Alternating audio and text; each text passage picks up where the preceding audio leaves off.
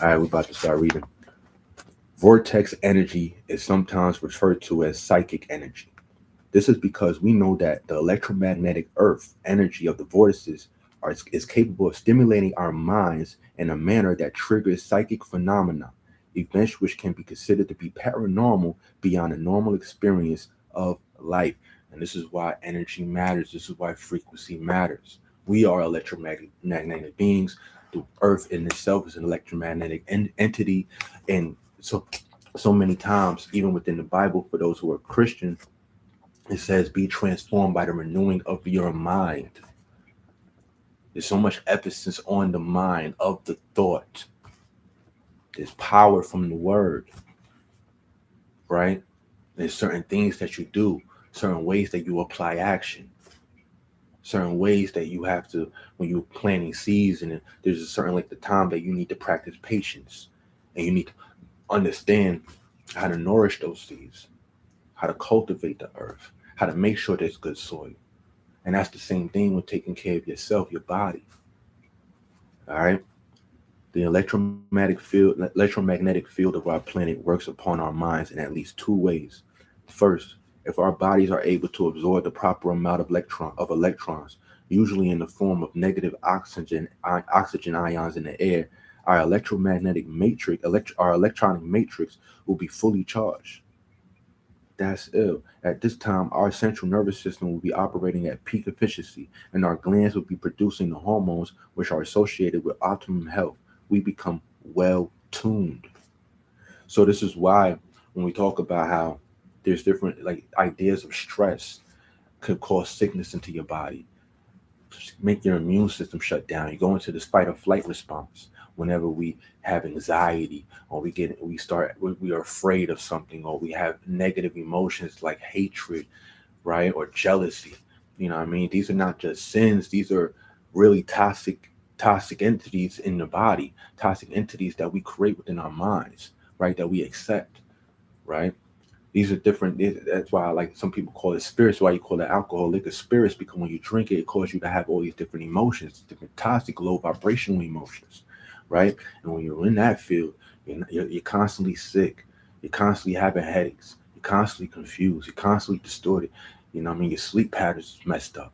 So, but when we're actually truly aligned, right? When we're on more higher frequency, and this is not just about being happy all the time, right? I think a lot of people misunderstand that or give that information in the wrong way, right? When they tell you, you need to just be positive, highly excited.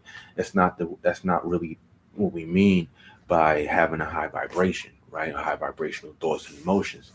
High vibrational thoughts and emotions could just look like you accept that life is life, but you understand that your reality will be based off of how you define it, right?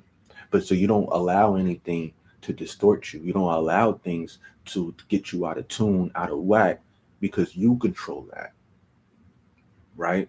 So you don't get too excited over anything. This is just being neutral. Neutrality is very high. It's a very high vibrational state. I say love is the conquering, but neutrality is love, right? Because love in itself. So I didn't want to confuse that. I almost did that because neutrality is the highest state because neutrality is love. Love in itself is non-judgmental. Love in itself is what words I'm looking for. It's unconditional.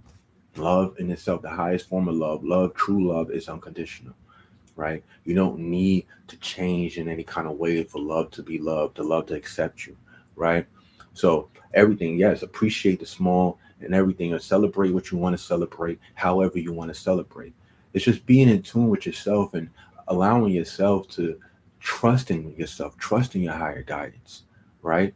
Trust in the flow of life, and trust that even the things that show up to you and they appear to be negative, they're here, they're there for your greater good. They're there to guide you. They're there to upgrade you, if anything.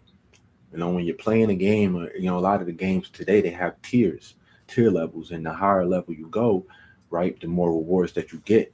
But it's challenging. It's not that easy. So you have to go through different things. You have to, you know, what's going on, bro? So you have to conquer certain challenges. You know what I mean? You know what I mean? Finish certain, complete certain challenges, gain certain level achievements in order to complete certain tiers, in order to get higher, evolved, and get more rewards. And that's the same thing with life, right? So that's why when we get these challenges in life, we don't need to be like, oh, this is the devil working against us, or why is this happening to me? You know what I mean?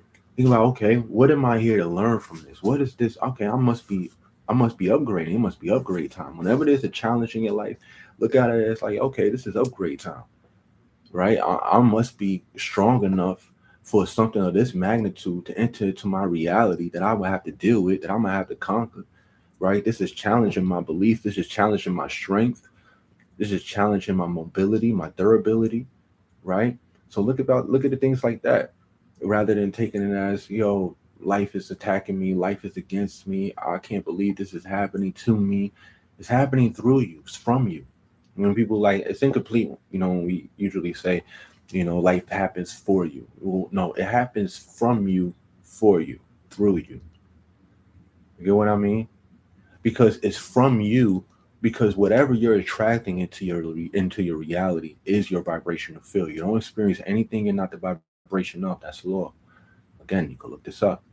I'm not going to go deeply explaining certain things that I'm saying. I'm just going to run through it and give you just straightforward, because we all have access. I'm going to challenge you. I'm going to challenge you to challenge me. All right. So look up anything that I'm talking about. But yes, anything that you're experiencing in life, from the people that's in your life and the events that's in your life to the job that you're having or whatever, what I mean, the experience on a day to day is a reflection of who you are, what your vibrational resonance is, right? It's how you're thinking, it's how you're acting, it's things that you're believing, it's things that you're saying, right? So all of that is just a reflection. So when you to understanding that, with that understanding and with that acceptance, because you have to accept it. And honestly, it's not enough, because I know I have people who say, yeah, you're right, I agree, but then there are days when they forget about it because they haven't accepted it. You have to accept it unconditionally. You have to come in with love. That's why I say love is literally within everything. This is why Jesus so many times put emphasis on love. Because it's love. It's not just the idea of, oh, I love you, kisses and huggies. Love is simply acceptance of what is. And accepting of what is not the same as surrendering to what is. Because the accepting of what is must be backed up by the knowledge and understanding that whatever it is just a reflection from what's within. You know what I mean? So the prerequisites have to already be understood. That's why certain things in your books, when Jesus talked to his disciples, he said, to you I give it plainly, but to them I spit it in parables. Right? So it's just that it's put in a way for certain people, so not everybody can just get it. So it's a challenge to get it, or to just keep certain people out. And that's why Jesus said, woe to you Pharisees and givers of the law, for you shut the door to the kingdom of heaven. For neither you access nor do you allow other people to access it. And this is what's been going on. This is the real truth behind this government shit, these Epstein files and all that stuff. They have this knowledge. When you look, bro, there are people. There are. Hold on, there's people. Someone's calling. There are people. Shout out to these individuals. Shout out to these brave kids, man.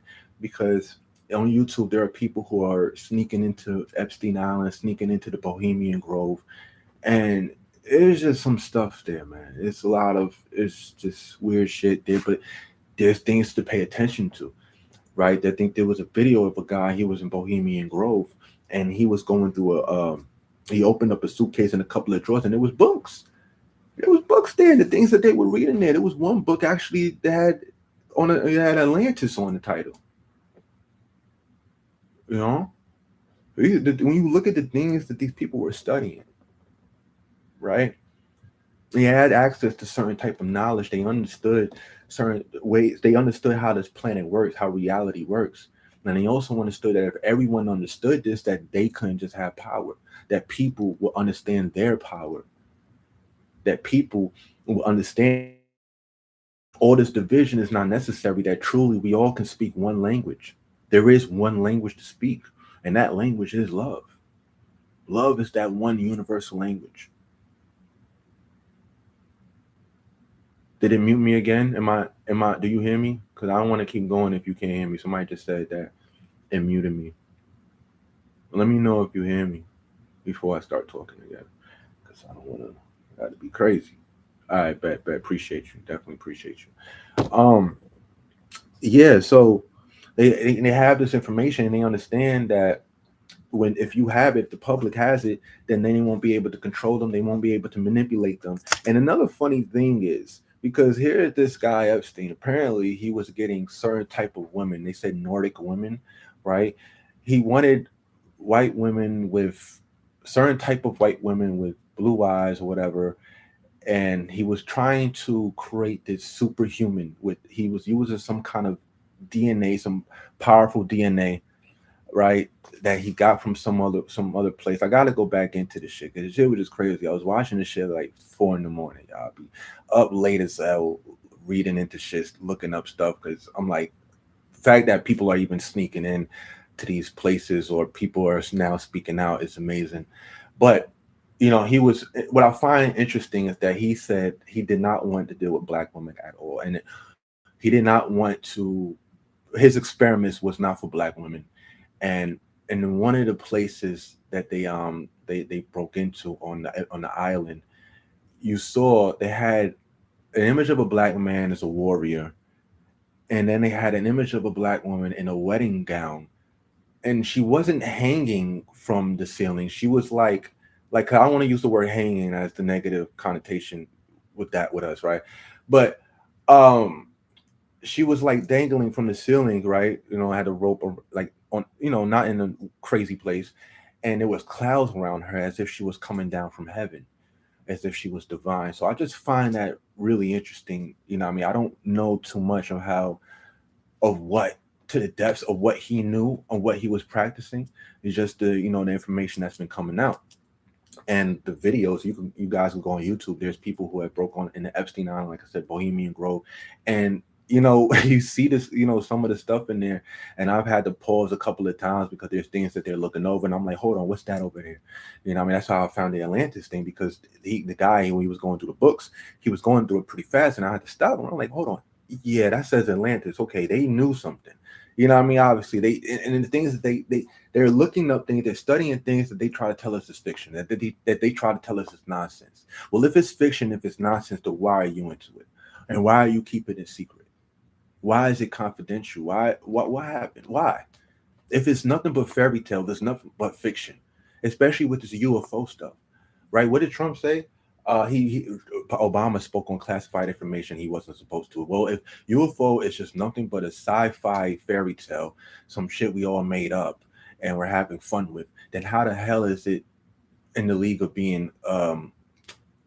You know what I'm saying? Brain fart. Um, damn. But how is it in secrecy, right? How is it? Or what did I just say? See, that's the thing. That's the thing. And that happens. I'm gonna let y'all know. Don't be freaked out. I'll let y'all know because this happens. There's entities don't want a lot of information out there. So they try to like mess with your head. There's signals. And I know this shit sounds crazy, but as you see with these files, if you read through these files and you see what's going on and what's being revealed, especially out there out at Ohio with something called Bigfoot sightings and all this other shit, it's not weird anymore. It's fucking real. And we understand that things are happening in other realms. We understand the reality of other entities existing. We understand that there are beings amongst us, living amongst us, who look like us, cloning themselves to look like us, disguising themselves in order to infiltrate and to do whatever that kind of shit they trying to do within our planet. Exactly. See that they trying to fuck with it, but they not going to do it, bro. They're not going to do it. I'm trying to tell you, I'm too powerful for that shit. I'm too powerful because I'm too tapped in. And the thing is, they're powerful too, but they're losing their power, and that's why they're afraid. They're losing their power because we are in a time where people are waking up and people are remembering who they are. People are remembering who they are, and thankfully, I just remembered the thought that I was trying to get into, and it was making me not get into that thought, but I just caught it back onto it. I wanted to speak about the fact of us being able to speak in one universal language, love. Love is being the highest frequency, and why the idea of us being separated, us being divided, has been known historically. I want y'all to go back to the Tower of Babel. And what did God say to whoever he was talking to? And I want y'all to say, if you think God was talking to himself, get evaluated. That's all I'm gonna say on that. But God, the Tower of Babel, the people amongst them. It was like, yo, let's take up brick and mortar and let's build up, and let's get ourselves together for we could create ourselves something that'll make us even greater, as much as high up to the God, as high up to the heavens, right? And we are a one, and we could do great things for ourselves. And then God came, and he didn't congratulate. He didn't come and say, yo, look at my people, they doing good, they united, they not warring, they not killing each other, they actually cooling. They want to be with us, y'all. They trying to be with us, y'all. They trying to be high up. That's our children, man. They growing up. God didn't say that. What did God say? Go back to the Tower of Babel. God say, yo, look at them. Who these niggas think they is? Because if they keep going, y'all understand. If they keep going, there's gonna be amazing things that they're gonna be able to do. Like if they keep on the way they're going, they're going to be amazing. So check this out. How about this? We're going to confuse them, confuse the language, divide them, scatter them across the land. Each one of y'all take a tribe, and I don't give a fuck what y'all do. Create some kind of worldly god for them, get them to worship something and obey something, and get them out of this idea that they're all one and divided, and make them feel like you're the one God, and they're going to feel like you're the one God and you're the one God, and they ain't going to never know that this shit is just a game and just a gimmick, and really they could be higher than anything else, and they could be really powerful because they have our essence within them, and they're recognizing that. But let's get them from recognizing that, and let's give them this idea that we're someone to be feared, but also loved. Make sure you fear us too. And then they did that.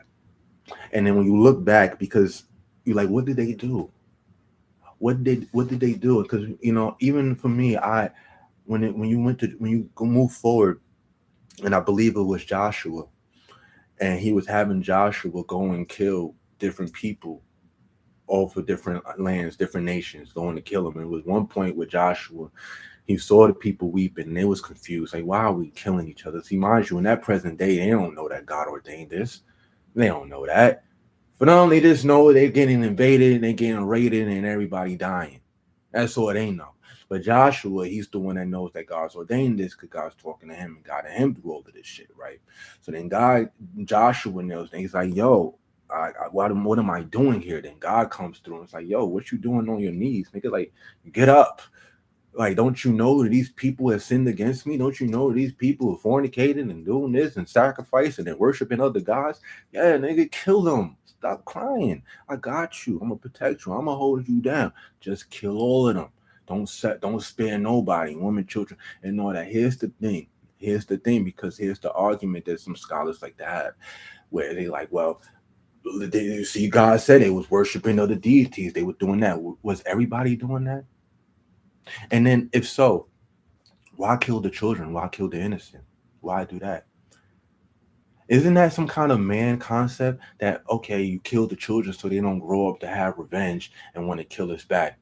But if you're a God, if you're omnipotent, if you're this supreme being and God of love and understanding, why would you kill the children too who have nothing to do with it?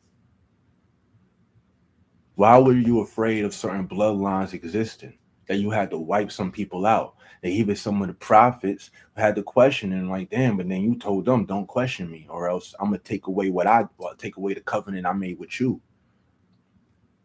And you know what I mean? So these are things to question because here's the thing. Here's another thing why I mentioned this, right? I want y'all to understand something. Like it or love it, it's in your Bible. It's in the Testament. It's in the Torah. Where's my shit at, son? Where's everything?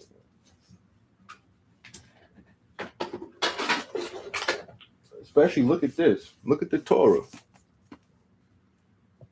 The 5 books of Moses. Read the Torah. Read these scriptures and see how much murder. That's Malcolm X.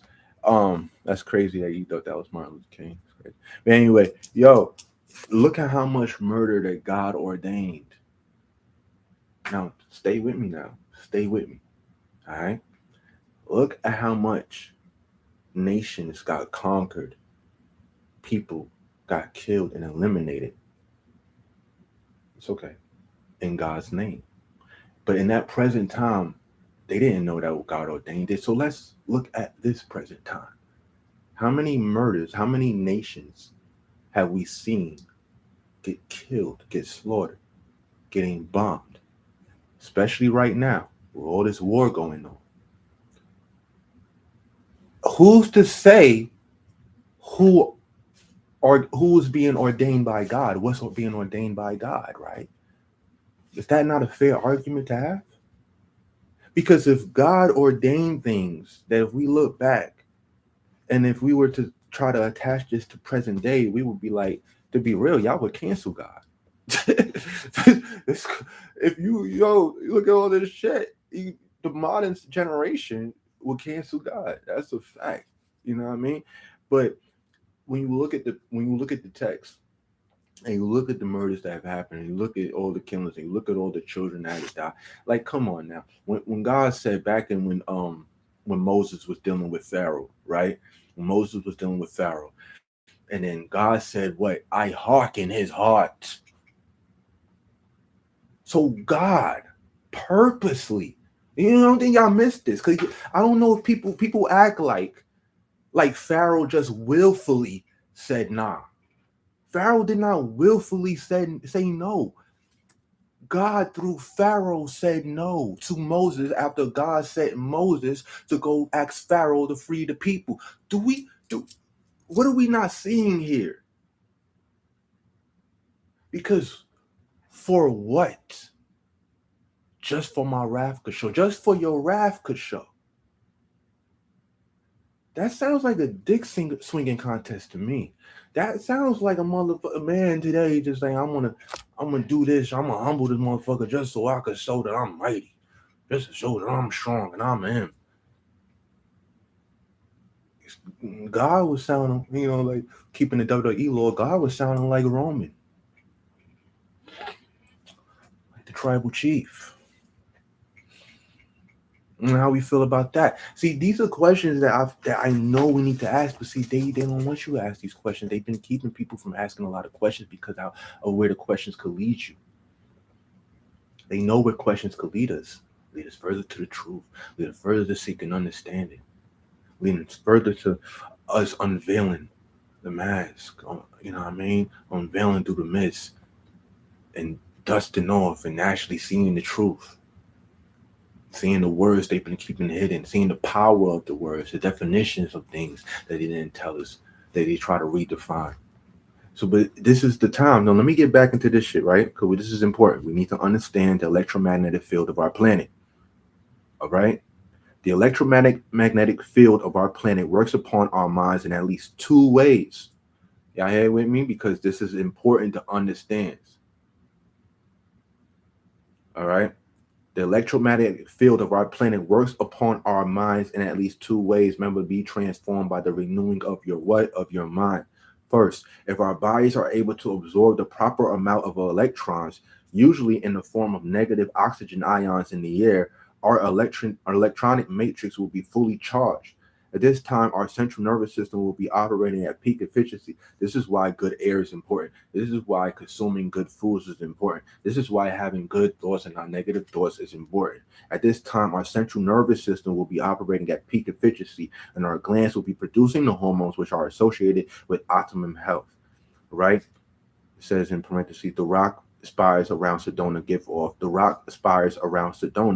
off electrical charges which produce negative oxygen ions. This is why I said Sedona is important. Certain people of certain classes go to Sedona on a regular.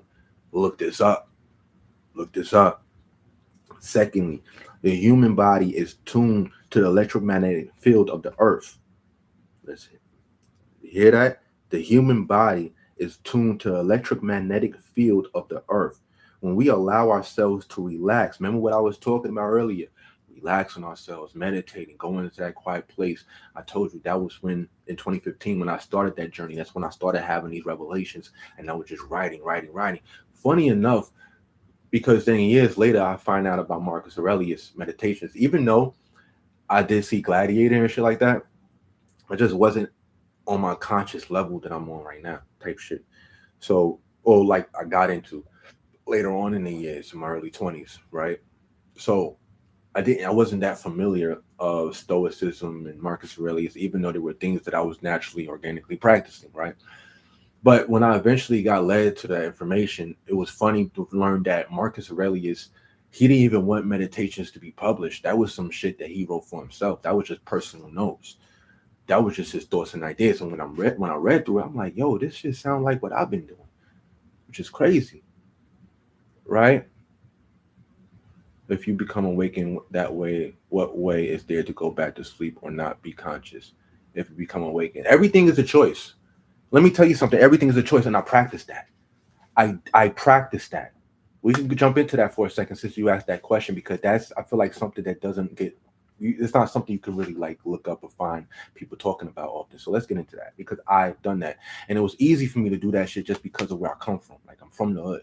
You feel me?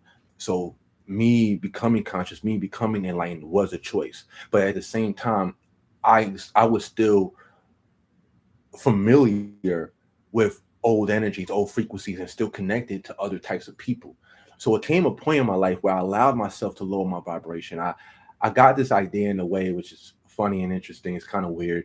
I was watching the movie with Noah, the one where Russell Crowe played Noah, and there was a scene there when he disguised himself to go amongst the people, and he was just seeing how they were just killing, they was doing perverted shit. They were just having sex, they was drinking, they was just going crazy, they was lost, they was what I mean. So in that way, I used that idea to be like, okay, let me go back, let me go lower my frequency just so I could be amongst certain people again, be relative to those people again, just so I could really feel what's going on, so I could see what's going on, rather because I had came to a place where, like I said, I'm from the hood and all that shit, but I left it and I moved away and shit like that, became more conscious, and I started hanging with different kinds of people, and I realized I was disassociating myself. I was becoming more distant from the people who I grew up with. You know what I mean? I wasn't seeing or talking to the people, bros that I was in high school with, like that. And I find out two of my homies was beefing on some crazy shit. You know what I mean? One of them was what guy had got locked up, was in prison and shit like that. So which was crazy when he got out. I was one of the first people he called and shit, like, you know what I mean? So I allowed myself to lower my vibration again, to go back, and I realized that I almost got, thankfully, that I'm able to catch myself, right? And I have a certain strength within my mind, right? That I didn't get too caught up because I can see how you could get lost back into that. Now you have to be, what I mean, if you're not strong minded, right? Because if you are strong minded, let's talk about the positive first. If you are strong minded, right, then you're able to have fun, you're able to enjoy your stuff without having to be attached to that energy, without having to be attached to that, to those kind of people, whatever. You're able to go in and go out. Right, you can go to these parties, go to the club, whatever. And another thing, going to the club and shit is not negative. It's not, because when you're anything, if you're doing anything in excitement, and music itself is high vibrational, it's just the message and it might be different. You know what I mean? It could not be positive, but in music in itself is high vibrational because it allows you to dance, allows you to feel, allows you to be excited, allows you to not think about the negative shit, other things going on in your life. And that's why people go out to these places, the clubs, the lounges, and stuff like that, to escape. And that is very high frequency. Right. What I'm talking about, like for me, it was like going back into the hood, going back around certain people that don't talk about this type of knowledge, just to see the conversations that were still being had.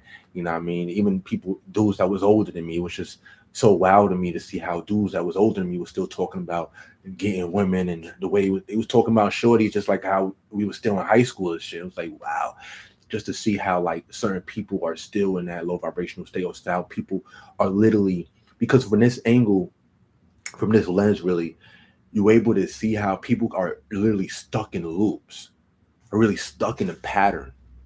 Because if you're in that pattern, that's all you know, you're not going to know that you're stuck in a pattern. You're just going to know this is life, this is existence. But when you are someone who knows that there's more to what you were raised to know, that you know there's an expansion of life, there's an expansion of ideas, there's an expansion of things that you can do, and then life itself reflects from your energy that's within you. When you know that stuff, you're able to understand and see the little cubes and boxes people are in, and you're able to see how this like slave structure was reorganized. Like slavery really never ended. You feel me? Yeah, yeah. You know what I mean? So slavery never ended. They just changed the way it looked. They just made it, look a little bit more pretty and shined it up and gave it some glitter and some gifts with it. And it just gave us some more rewards for the work we did, for the servitude. Like we just give them more, make them feel more appreciated, make them feel more celebrated, but we still gonna own them. We'll just own them without the idea of them knowing that we own them.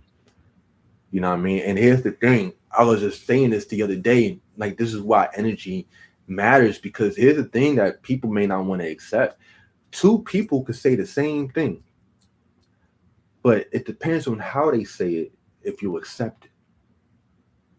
For example, one person could just straight up say, "You're stupid, you're an idiot."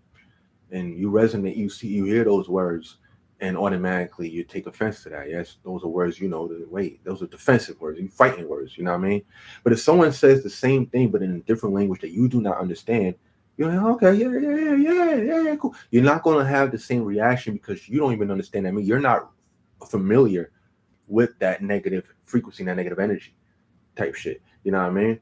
And it's the same way where it's like someone can insult you, and I've seen this done. Like someone can insult you, and I'm mad that I don't have that example, because I had an example that I was using to talk about this to somebody, and I'm mad I don't got that right now. But y'all smart enough to get it. The idea is that someone can insult you, like The Rock. The Rock could go in the WWE and say, what I mean, I'll smack the herpes off your lips. And you laugh. Everybody laughs. And it's crazy, but it's The Rock, right? You love The Rock. The Rock is amazing. It's great. And The Rock has this whole positive vibration. And what he says, it's just funny. But then if someone in the streets, you see, and they say, yo, I'll smack the herpes off your lips. Oh, you ready to what up, nigga? What? You ready, right? So it's just people will accept something if it's within a certain vibration, within a certain energy. If you're convincing them to like the person, that's like the messenger, right? To like the machine that is coming from, right? Because this shit is just a machine. You know what I mean? So if you just like the machine that it's coming from, then you're going to accept it. And that's the way they got us to accept this newfound slavery. They put it in a machine that looked pretty, that promised rewards, and it made us feel comfortable. And we say, yeah, cool. You give us money, nice cars, and these jobs, and then you let me be on TV, and I get to have fame, and I get to flaunt, and I can have all this jewelry and all this shit. Hell yeah, you can own me. But you can't say that you own me. You know what I mean? You can't say that. You have to just paint it a certain way. But you know what I mean? So just be careful out here. All right. So secondly, the human body, because we're talking about the electromagnetic field of our planet and how it connects to the electromagnetic field around us. All right. Secondly, the human body is tuned to the magnetic field of the earth. When we allow ourselves to relax, our minds automatically tune in to what is known as the earth wave. And this is exactly the same way how you connect to what is referred to as the Akashic records, where you get inspired. This is how a lot of the ancient prophets or whatever like that got inspired and got their information and was able to create so much profound technology and stuff like that, or books and shit. It is a scientific fact that the stability of our bodily functions is dependent upon the electronic stimulation of our planet's electromagnetic field. This was proven by NASA scientists in the mid 60s. Y'all hear that? It is a scientific fact that the stability of our bodily functions is dependent upon the electronic stimulation of our planet's electromagnetic field. This was proven by NASA scientists in the mid 60s. Wow. So what goes on in our planet, that's why in certain environments, certain people are more subject to certain illnesses. And this is why you have certain things called blue zones. I want y'all to look it up. If you're not familiar, there's places on this planet called blue zones, where like the air is more pure, everything they eat is organic, like nothing is toxic over there, and the people over there, motherfucker, be looking sick, be 60 years old, looking 30 years old. You know what I mean? And these are called blue zone layers, right? And this is why, this is the thing too. They had, if you look this up, they had this machine where they brought any, there was celebrities, famous people, like so-called elite people. They are referred to as elites, and they're not really elites. They're just what people refer to them on this planet. But when you realize who they really are, they're nothing near elite, right? They're just masquerading. They're fucking jesters. But then they was able to convince us that they were kings and goddesses and shit and rulers when they're really fucking clowns, and we're seeing that, and that's why they're afraid. But anyway, where we at? Yeah, so there was a machine, and look this up, that they had back in the day that they were using to cure cancer, and they understood that, okay, if you put people in here, people would sit in this fucking room, and certain type of radiate, certain type of like frequency was going on. I'm not sure if they were playing music or whatever, or they was having like, think about like sound healing. It was basically sound healing, right? But and they had them in there for a certain length of time, like something like 40 something minutes, but to them it felt longer. I believe they said it felt like it was like 3 hours, whatever, for them inside there, but outside it was like people perceived it would be like 45 minutes, whatever. It wasn't really that long. But anyway, people go in there hella really sick, have diseases. I mean, there was people with herpes, different type of, it was AIDS, HIV, cancer, different types of cancers. But then they will come out and they'll be fully healed. For some reason, the government stopped this shit, or they made it more quiet, right? But this was something that they were using. I forgot. I think it was like during or before. It was like either before or after World War I, but I don't think it was during World War II. But this is stuff that you could look up. If anybody real time could look this up and try to verify that information and the name of that machine they were using, because it was like a room that they was having people go into, and when they got into that room, they would it was some kind of frequency that was going on in that room, some kind of sound healing that was going on in that room that allowed all type of toxins to be eliminated within the body, so that whatever sound energy that was going on in there was manipulating the protons within the body, right, the cells within the body, in order to heal it, right, in order to eliminate whatever tumors or diseases, whatever was going on, would be all just be flushed away, flushed out, type shit. So this is, it's known, like, this is energy, frequency, vibration, resonance. This is the conversations that we need to have.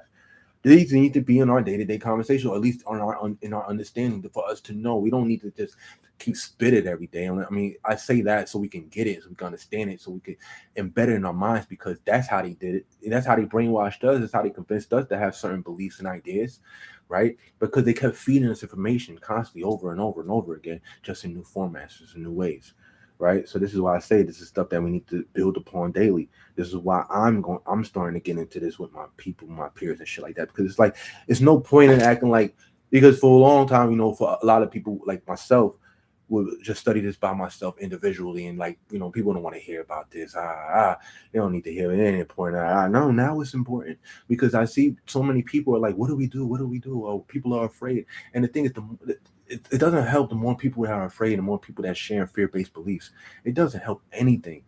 You really, what I mean? Knowledge is what's going to help us. Intelligence is what's going to help us. And then intelligence, not just on anything, but the intelligence of life, the intelligence of existence, what's going on, of energy, of electromagnetic fields on our planet and within ourselves, around ourselves. All right. The first astronauts to go into orbit became mysteriously ill, but soon recovered upon returning to Earth. NASA scientists speculated that the astronauts had become ill because they had been deprived the stimulation of the Earth's electromagnetic field. The stimulation of the Earth's electromagnetic field. This was later proven when the astronaut's metabolism remained stable after a low power transmitter was placed in a space capsule to create an artificial electromagnetic field that pulsed at 7.83 cycles per second. So boom, they talking about a machine that I didn't even, after a low power transmitter. Yeah, so that's what it was, like some kind of transmitter in the room that they put them in.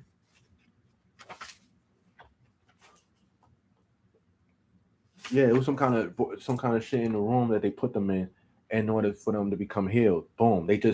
I'm glad that they hit on it. I didn't even know they was going to hit on that here. Um, But boom, that right there proves what I was just talking about. But you could go ahead and do further information on that. NASA scientists named the wave that occurs between 7 to 8 cups to Earth, the Earth wave. Please note that the alpha brain wave state, which is associated with relaxation, meditation, psychic, and paranormal phenomena, also occur between 7 to 8 cups. Therefore, when we relax and meditate, we are resonating with the Earth wave. Wow. The alpha brainwave state is associated with relaxation, meditation, psychic, and paranormal phenomena occurs between 7 to 8.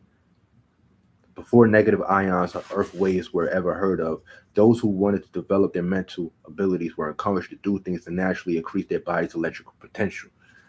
This is something that we have to understand how to do because we're electromagnetic beings. We are electrical.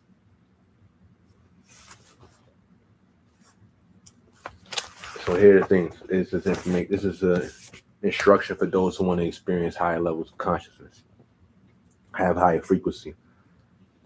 Students on the, what we say, before negative ions or earth waves were ever heard of, those who wanted to develop their mental abilities were encouraged to do things that naturally increase the body's electrical potential. Students on a spiritual path are always encouraged to do breathing exercises, while breath work is very important. So look into that, look at the breath work for yourself and get into that practice. These exercises allow the body to absorb increased amounts of electrical energy from the air. They also help the body balance and circulate its energy.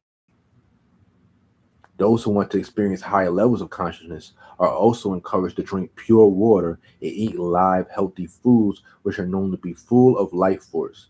Live foods carry desirable electrical energy to the body. Processed foods, carbonated beverages, and beer rob the body of electrical energy. That's why I don't even really drink no more like that. If I'm going to an event or whatever, I still partake. You know what I mean? I'm not going to act like I'll never sip again, but I'm very, very, very, very, very mindful, and I don't do it often because I understand its effects on the body and also its effect on another part of the body that we won't discuss here, but something I just don't prefer. I'm like, nah. You know what I mean? So this is why it's important to be mindful of what we consume. The true vortex experience is obtained by those who take care of their body. The psychic energy of the vortices is electrical energy. When our body's full electrical potential is reached, our mental abilities are increased. Now, let's talk about this right here has information on Sedona itself. So let's get some information on Sedona. It says, okay, boom. The geology of Sedona area is noted for its rock formations, which act as focal points for electromagnetic earth energies. These focal points are what we call vortices. According to geologists, Sedona is the transition zone between the desert basin and the Colorado Plateau. The transition zone is a large region that runs east to west across the state of Arizona and on to New Mexico. In some areas, it is up to 50 miles wide. Sedona is at the northern limit of the transition zone at the base of the Colorado Plateau. Oak Creek Fault runs right through Sedona area at a right angle to the transition zone. This fault is a 40-mile long crack on the stable landmass of the Colorado Plateau. It is considered to be a minor fault and very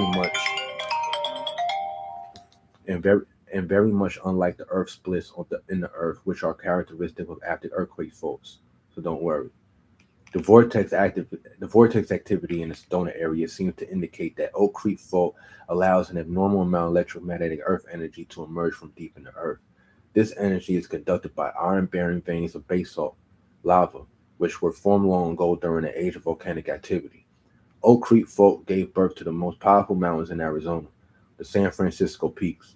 These ancient volcanoes are located at the northern end of the Oak Creek Fault, some 30 miles north of Sedona near Flagstaff. The geology of Sedona is noted for its rock formations that act as focal points for electromagnetic earth energies. These focal points are what we call vortices. The sandstone formations in the Sedona area contain a great deal of iron oxide, which gives them their red color, and silicon in the form of finely ground quartz.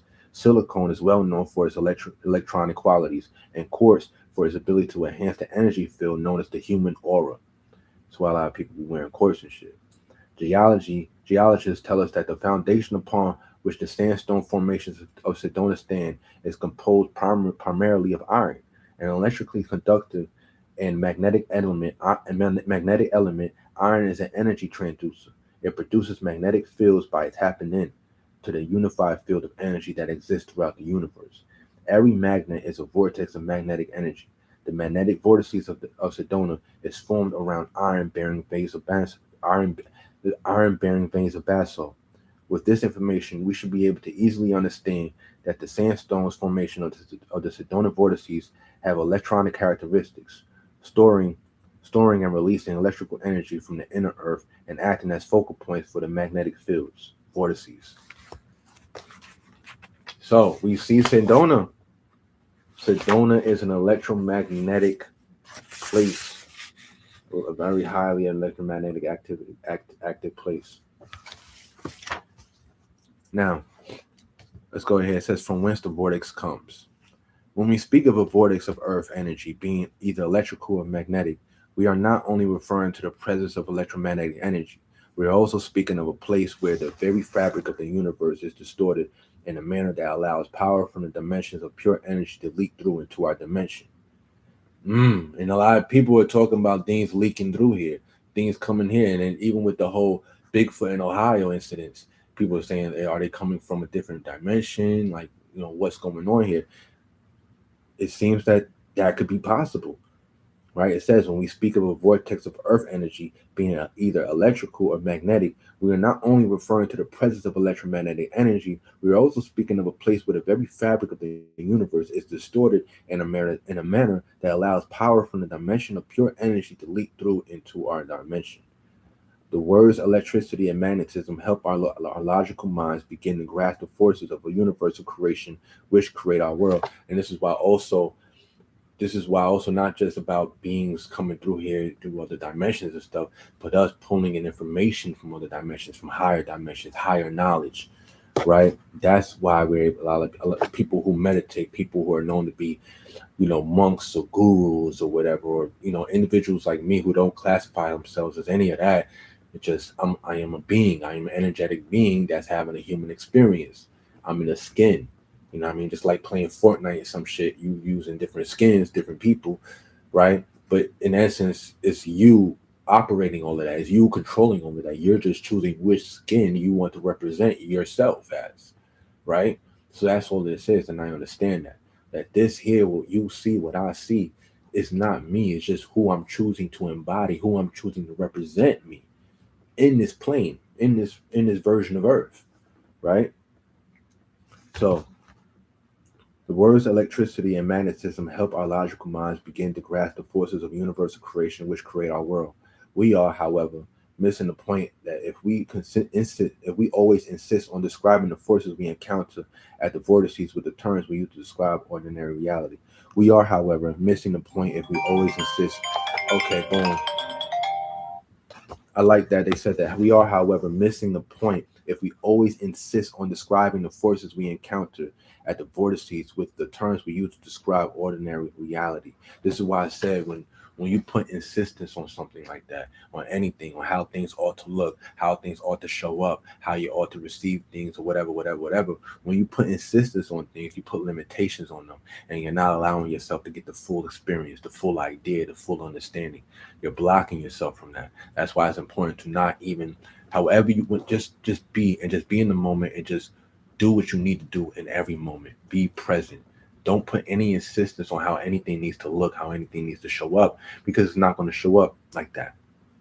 It's not at all, and you're just going to be disappointed, and you're going to keep yourself in a low vibrational frequency where you're going to have lack of understanding and lack of relationship to a lack of connection to whatever you're saying you want to manifest.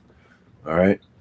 So true mystics know that the only way to truly understand the energies of spirit is to go beyond definitions. Because there is no definition to this shit. It's just energy. It's just understanding.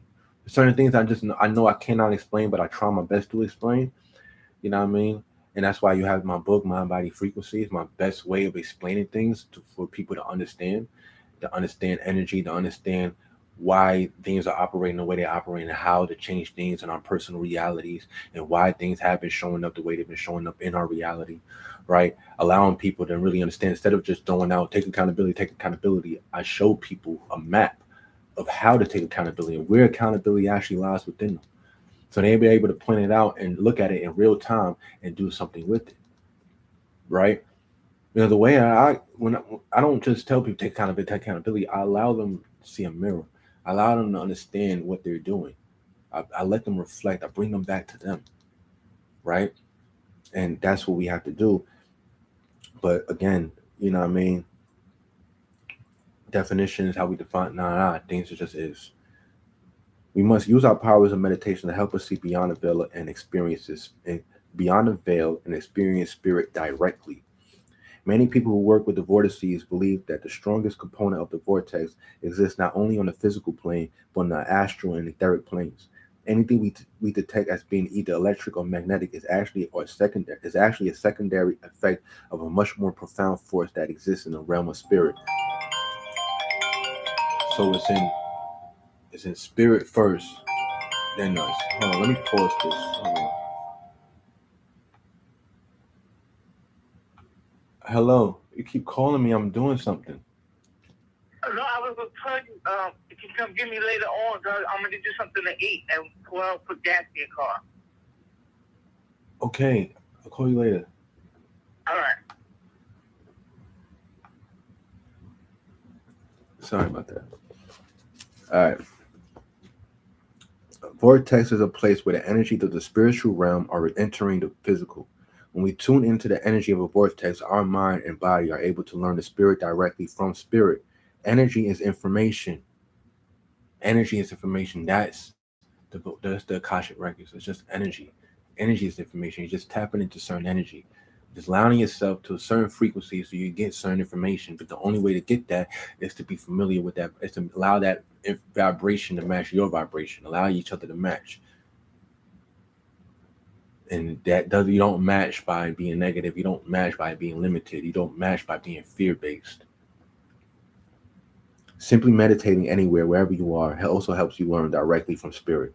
That mean I want y'all to understand that meditation doesn't just mean going into a Buddhist temple, or you know what I mean. You have to literally sit down in a lotus position and close your eyes and hum da da da. It's not that. Anytime you just focus, anytime you're just being still, anytime you're just not allowing outside noise to interfere with your mind, you're meditating. All right. Remember that spirit is the force from which our world is woven.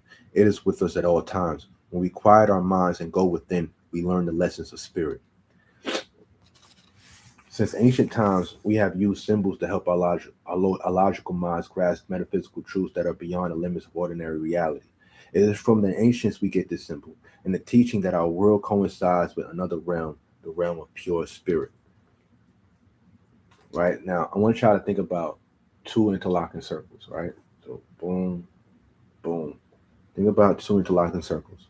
The two interlocking circles represent the world of spirit and the world of physical reality.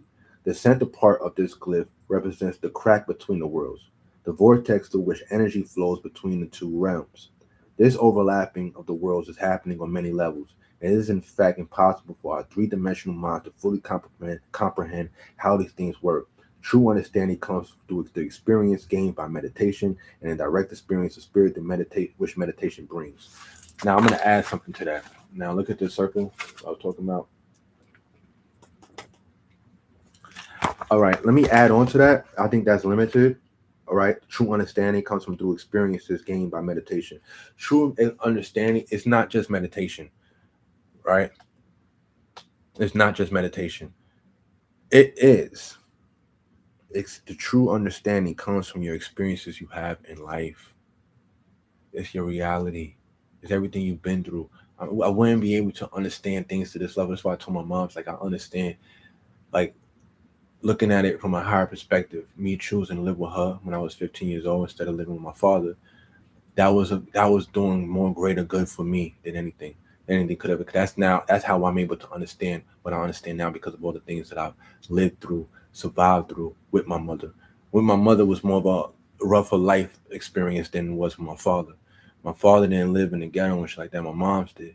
You know what I mean? So my father had a certain environment around him, like my mom had a certain environment around her. You know what I mean?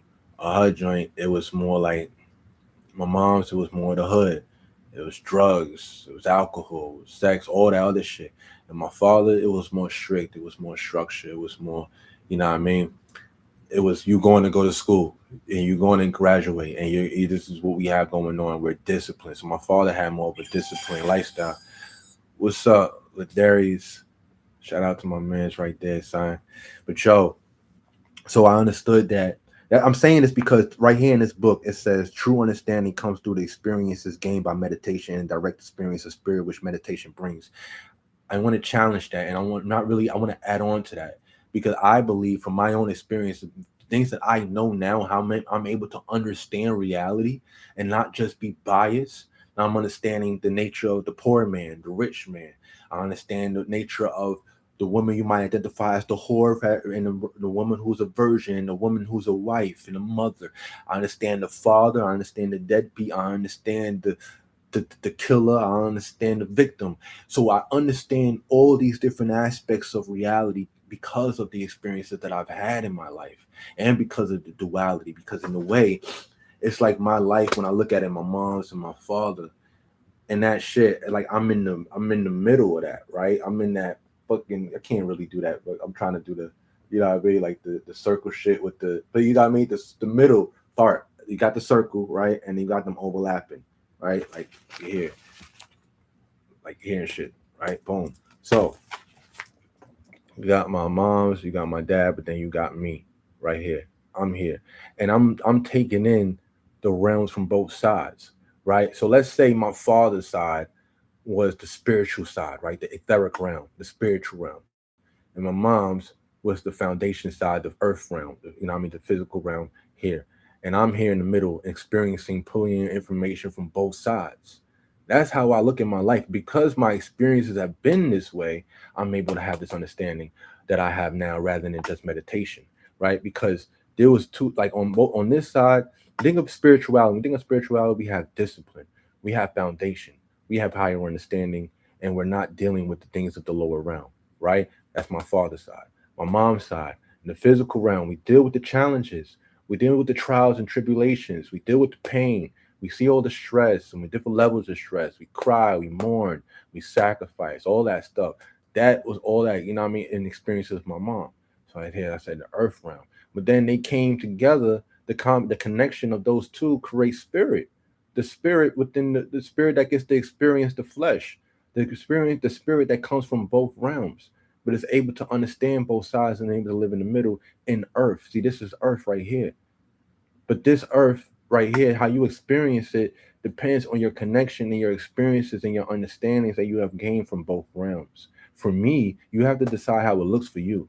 Because for me, it looks like my mom's side, my dad's side, me, right? And me pulling in the experiences from both sides, right? And to have my unique experience here on earth.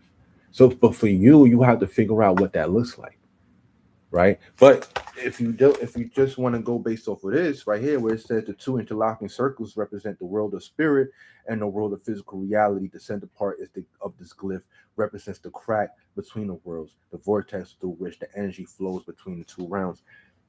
You know, the overlapping of the worlds is happening on many levels and is in fact impossible for our three-dimensional minds to fully comprehend how these things work. I'm trying to help you understand how these things work. Because if you have enough should you should not be ignorant of this now. You know, it's very the way we just explained it. It's all that's what I'm saying. It's all about how you explain shit. Things don't have to be too complicated, and that's why I'm here to not have things be too complicated. So the people that come from where I'm from and shit, the people that might not be, you know what I mean, didn't study too much of this shit like that, and so you just need to give it to them plainly. Remember when Jesus said he gave it to his people plainly, but then to everyone else, he gave it to them in parables? I'm trying to give it to everybody plainly, right? I'm going to read this one and we're going to be done with this book right here. Scientists tell us that the entire universe is a unified field of energy.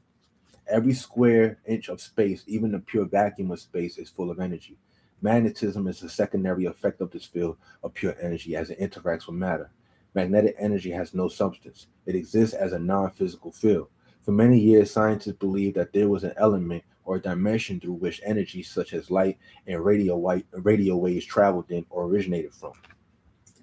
This dimension was referred to as ether. The concept of ether was borrowed from the ancient schools of the mysteries by Renaissance scientists who based their scientific theories upon a mystical view of the universe. Remember, a lot of libraries were destroyed and books were stolen. And then they told you we don't know what happened to them. We got, you know what I mean? But why did they have to burn books? So burn books. You think they really burned all those books? No. What I believe is they took all the important books. Shit, they probably had gimmick books, like books to imitate the ones that was actually true, or some other bullshit books, and they throw that in there and said we're gonna burn this and act like we burned all the books, so that anyone who want to look and they see burnt books or whatever, they might have kept certain important books, but they had something that was even more important, so they didn't need that. I believe that they kept all the real information, all the important information. I don't believe that they destroyed everything. I don't believe that for one bit. You know what I mean? Why would they? Why would they think about that? They understand the power of the knowledge and information that the people had of the ancients, the power of the people of the ancients, the minds of the people of the ancients, things that they understood. Why would they burn the information instead of taking it for themselves, to master it themselves, to study it themselves, and able to use it? Why would they burn it? Why would they get rid of it? No, they told you, they told us that they got rid of it. They wanted us to believe that certain things wasn't relevant information, certain things didn't matter, certain things was on a way that we didn't need to know. But then they want to classify it. And that was actually the word I was thinking about earlier when I was talking about how it's funny how when they asked Trump about what Obama said in regards to UFOs, Trump was like he released classified information. Well, if it was bullshit, it was nothing, then how the hell could it be classified? If it's nothing but sci-fi, if it's nothing but nonsense in our minds and things we create to be funny, entertaining, then why is it classified?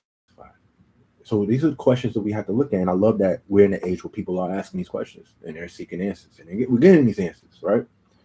All right. Magnetism is a secondary effect of the field of pure energy as it interacts with matter. Magnetic energy has no substance; it exists as a non-physical field. For many years, scientists believed that there was an element or dimension through which energy such as light and radio waves traveled in or originated from. This dimension was referred to as ether. The concept of ether was borrowed from the ancient schools of the mysteries by Renaissance scientists who based their scientific theories upon a mystical view of the universe. Theories based upon the existence of ether were popular among scientists until the 1920s. The 1920s. Modern physicists no longer base their theories upon the existence of ether. Instead, they prefer to say that there are at least 10 dimensions parallel to our own. I believe that's possible. I believe that is possible. Well, I know it's possible. Yeah, I know it's possible. Just not everybody could do that. But that just goes to show how tapped in you are with the electromagnetic field. So it's all electricity. That's all it is. So it's like how you could attach sometimes you could get something attached like a fucking paper or some shit or straw wrap or whatever attached to your finger. It's all electricity, and some people are able to manipulate energetic fields at a distance from them to be able to move things and shit like that. But that takes practice. But here's the thing. They prefer to say that there are at least 10 dimensions parallel to our own. Remember, I started, people just joined. There was several people here in the beginning. Well, in the beginning, I talked about how people were confused and sad about what do we do. And I said, every version of Earth exists. Every possible outcome exists. Meaning that the fall of Earth, like, the end of the world, that exists, right? America being destroyed, all that shit, that exists. But also what exists is Earth not being destroyed, America not being fallen destroyed, us not going into World War III, this all being settled. But it all depends on our vibrational state. Whatever we experience, whatever reality we experience, whatever version of Earth we experience individually, and if every version of Earth exists, every parallel reality exists, that means there are versions of us that exist. That means there's a version of us that has to experience the end of the world.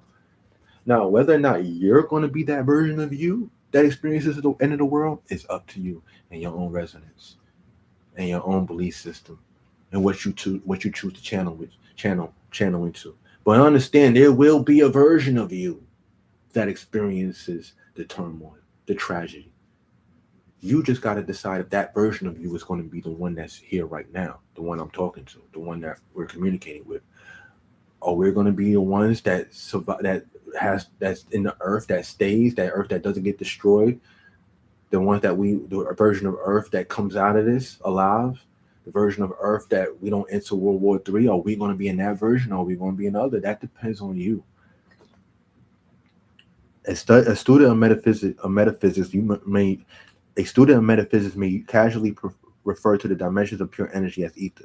The phrase etheric plane is often used as a generic term to describe the entire spectrum of energy realms, dimensions, which coexist side by side with our own three-dimensional time-space reality. Often we refer to things such as the human aura as being on the etheric plane. As metaphysicians, I'm fucking up the word, as metaphysicians, we know that magnetic fields and electrical energy are manifestations of pure life force on the physical plane, and that the electromagnetic phenomenon on the physical plane draws its energy from the universal source that exists in the non-physical ether, the spirit, the realm of spirit. Iron produces magnetic fields of seemingly limitless duration because it is capable of tapping into the universal field of energy. So seemingly limitless duration because it is capable of tapping into the universal field of energy which exists on a third plane side by side with our own reality. And that's why you have people who like the monks, they be on that shit, bro. You got some monks out there in Tibet that can levitate.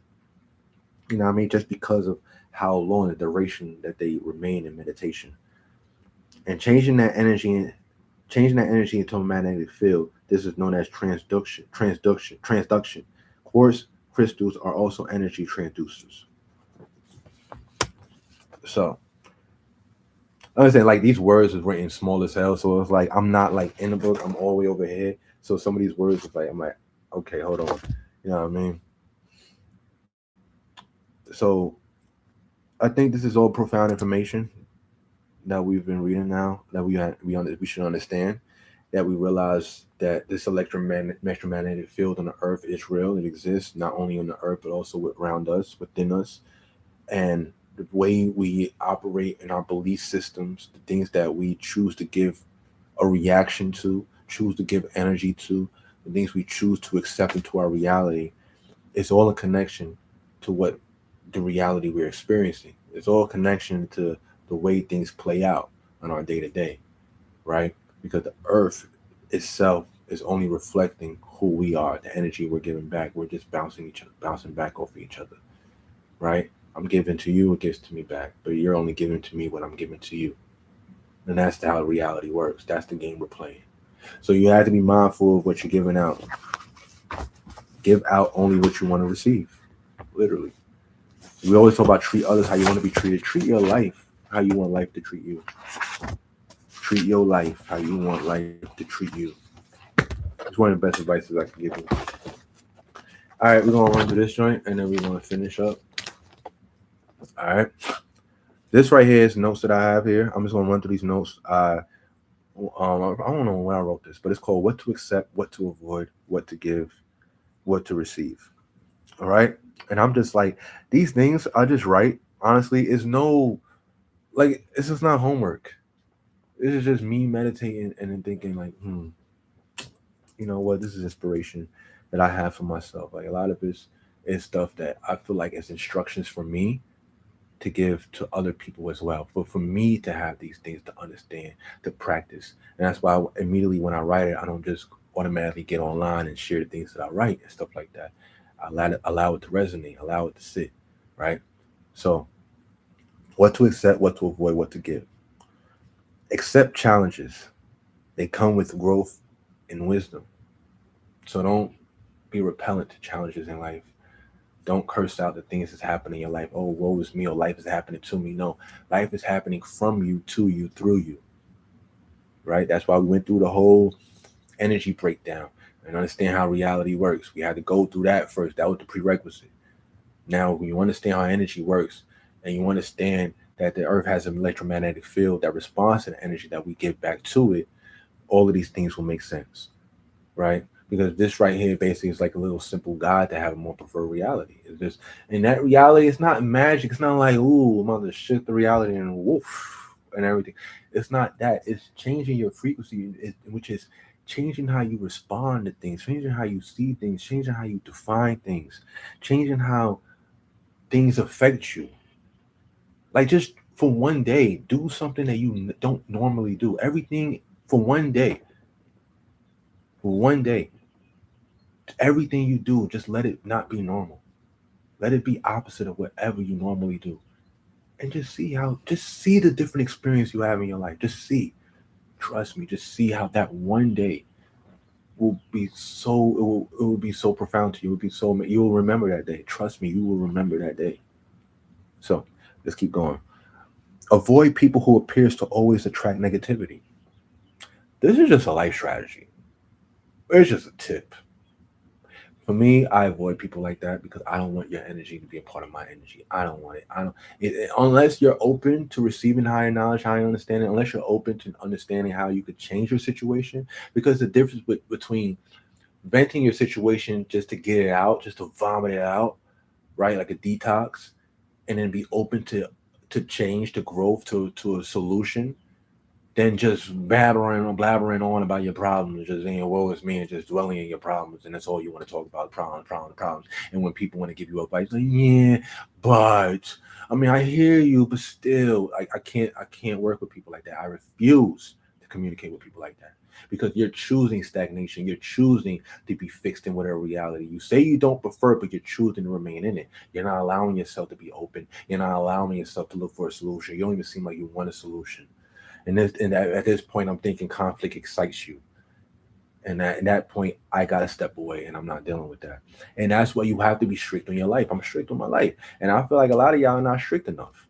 That's just a fact. A lot of y'all are not strict enough, and that's why you go through the shit you go through, and you allow yourself to get disappointed. You're not strict enough. Next, accept new experiences as long as it doesn't go against your moral compass. Don't sacrifice yourself. Don't do shit just for the fucking Lord, or just because you got FOMO. Do things that align with your moral compass, but it still excites you. All right. This is just tips. This is just tips. Avoid anything that doesn't feel right. Trust your intuition. If you think something doesn't feel right, but then you go into it anyway, there's no use in complaining about what happens after because you was told not to do it by you. You had your intuitive guidance. Trust your guidance. Trust your intuition. I'm trying to tell you, the more you do it, and the more you learn to trust in yourself, is the more information you get, and the more prophetic you'll seem. Because then you understand, you'll be able to have hindsight. You'll be able to see things. What they call it? In One Piece, they call it observation hockey. You'll have one hell of an observation hockey. I'm trying to tell you, and it's real. It's real, and that's why you got people who in ancient times who had these practices, who had this knowledge and shit, which is there for them. That's why they was able to know things that were to come, able to understand what was going on in life and shit like that, and able to give great advice. This is why certain pieces of work like meditations is timeless. You know what I mean? So avoid people who are stagnant and those who accept the bare minimum. Those who just accept it's just a little bit, and I'm not saying not be grateful. I'm not saying that. I'm not saying, because there's a difference in gratitude and just accepting. And there's a difference in acceptance and giving in, giving up. Because that's what I mean right here. Those who accept the bare minimum and those who are stagnant are individuals who have given up, who don't want to try harder, who don't want more for themselves. They're okay with the limitations. They don't care about expansion. I rather to avoid those kind of people because I love to evolve, I love to expand, I love to grow. That's me. So you have to, and that's the thing about this shit. You have to understand who you are. What works for you is going to work for you. But I really advise people to be more strict with their life, strict on the people they allow in their life, strict on their time that they spend on doing things and the time they give away to people, right? Be more strict on these things, have more control, allow yourself to feel like you have, because you do have more control, but a lot of y'all are not tapped in with that feeling of control over your life, right? And that's why you have people who complain, like, I'm doing this and I don't really feel like doing this, or oh, I gotta get up here and da da da da, because you're allowing other people's reality to control your reality, to put you, whatever you got going on. Now you're just an extra in their life, right? Helping them get along. And I'm not saying collaboration is not good, but it doesn't work. It doesn't do any good when you're sacrificing yourself for it, when you're not allowing yourself to be wherever you need to be at, to be in your most comfortable state, in your most preferred state, before you go and do an activity. Because if you're going to do something or you're involving yourself with something, but then you have a negative emotions behind it, I don't really feel like doing this shit. Oh, why did I agree to this shit? Well, then those things are now allowing you to be in your full state. You're now in your full pure state, and you're not really there. You're not really present. So it's really no point, because you're not going to really put in the complete effort that you really could have put in, if you were in your preferred state, if you really was doing something that you was excited about. So there's no point in doing things that you're not excited about, is sacrificing yourself. There's no point in doing that shit, because it's not going to end well for you. You're going to have resentment towards yourself, towards other people. You might fuck up your sleep patterns. You'll get stressed. You'll gain anxiety. It's just different things that happen that's just negative and toxic to the body, to the mind, to your experiences in life, that I really don't prefer. I really don't suggest that you connect with these kind of people. Like I said again, avoid people who are stagnant, and then those who accept the bare minimum, i.e., individuals who have given up. Because accepting the bare minimum, again, is not about, oh, don't avoid people who are minimalist people bad. No, I love minimalists. They're great, they're smart. I'm talking about people who, and they're living their preferred reality, and they're excited about that. I'm talking about people who have accepted a reality that they're not excited about. People who have accepted defeat. Avoid these kind of people, because these people are just going to be leeches on you. They're going to be draining your energy. They're going to be draining your time. They're going to be parasites. Your relationship is not going to grow anywhere. It's going to actually get worse by the time, and you're going to lose connection and stuff like that. If you want to do anything for those people, give them advice. But that's the thing: give them advice, show them where the water is, but don't fucking help them drink the water. Don't open their mouth up like and pour the water in their mouth for them. Allow you to see what they want to do. Allow them to do what they need to do, right? So, all right, boom. Accept love, give love. A lot of y'all want to fight back love. I don't know why, because you're traumatized, and I get it. You're traumatized because of the things that you went through in your life. You're traumatized because of the people who you say betrayed you, or the people who what didn't show up when you needed them to show up. So now, when love tries to show up in your life, you fight it back. You don't want to accept it. You think it's a red flag. It doesn't have to be. Understand that whatever you went through for a reason, in order to teach you a lesson, in order for you to upgrade your understanding, or to upgrade the kind of person you are, right? So now you understand, okay, the things that I might have done then that led me to my disappointment, let me not do those things so quickly now. Let me, what I mean, reframe how I go about things now. Let me not claim that love doesn't exist. Let me not be repellent to the idea of love, romance, or connection. Because I understand that just because I had a connection that I didn't prefer before, doesn't mean that every other connection is going to show up the same way. Just because I met somebody of a certain gender, of a certain race, and that they disappointed me, or they showed me things that I didn't care about, didn't like, didn't prefer, doesn't mean that everyone else in that, who has that same race, who has that same skin color, or same, it doesn't mean that they're all going to show up the same way. And I feel like we do that so much as a society today. And I don't know if much people are calling this out, but because even me, I've been in that state of mind too. I've been in that state of mind. Or if you look a certain way, or if you go to you go into parties or clubs, whatever. If I find you in a certain environment, whatever, then you must be a product of that environment, or you must be such and such, and you must be toxic and all that other shit. And what that does is it limits our connections, and it limits our ability to actually experience love, experiencing the abundance of it, because we're putting restrictions on giving it ideas of how it ought to be, how it ought to show up, how it ought to look like. We're saying that, what, I know what it's going to look like. I know how it's going to show up as I don't prefer that. I'm not going to deal with that. Rather than allowing ourselves to experience something different, rather than allowing ourselves to see, okay, maybe that was just one time, or, whatever. Maybe I need to learn the lessons I needed to learn. Because if you don't learn the lesson you need to learn, then the lesson is going to keep showing up in your life for you to learn it no matter what. So if you're not allowing yourself to get into a relationship that could potentially show up giving you that lesson, then it might show up in a different way, even more harsher, more extreme way. You see? So this is what happens when we put resistance on things. We make things show up a little harder, more difficult. We have more things to complain about, right? So that's why resistance is it's not the way. Resistance is one of the main things that keeps us away from expansion, of abundance, of this love, of the things that we claim want to manifest of a more preferred reality of life for ourselves. Accept the raw truth, right? Accept it. Accept the raw truth, not the feel good exaggeration. All right. I understand that a lot of people, when they hear things that's really true, like, yo, you're accountable for your life, or this is your reality and you need to do something about it, they don't want to hear all of that. They rather hear it all dressed up and, painted a certain way will help them feel good. But honestly, sometimes, just like there's certain medicine, the best medicine for you don't taste good, don't taste the best, but it's good for you. And it's going to get you right. Right. So it's the same thing with that, with life, man, and with giving people advice or taking advice, that you have to be able to take it, in the rawest form for it to be real and for you to accept it and for you to be able to understand it and maneuver how you need to maneuver. All right. All right. And I think I'm gonna stop right there and we'll continue next time because running out of time. Not running out of time. Time. Nothing else. I We talked about a lot of things. Actually, you just joined here. We talked about a lot of things. I'm gonna say one thing too. This right here. I'm gonna end off with this note. Avoid action when either lust, envy, hate, jealousy, pride, and greed has influenced the thoughts.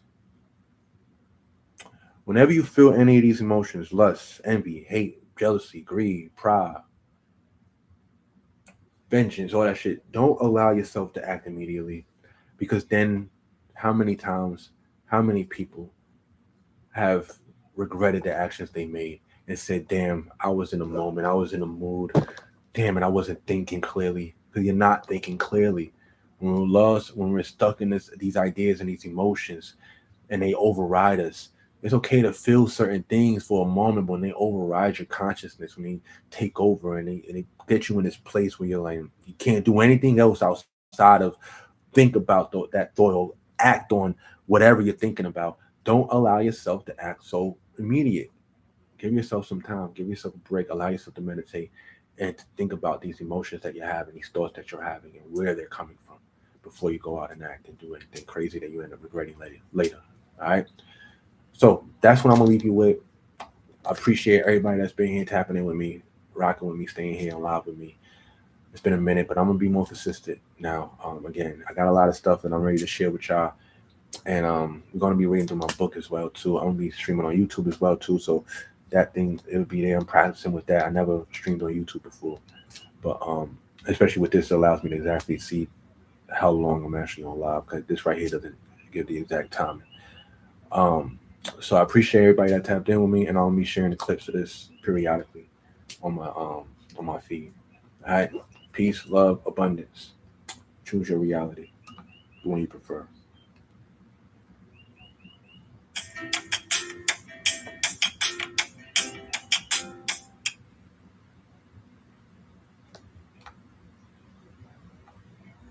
A shooting in